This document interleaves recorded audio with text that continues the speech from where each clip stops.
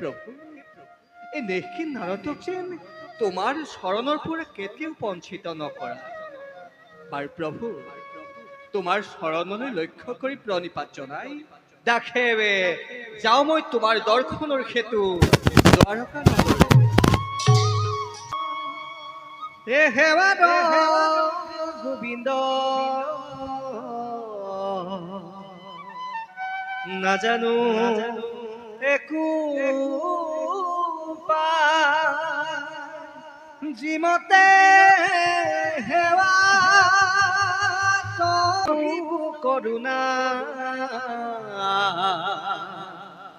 করিতে করিতে হরি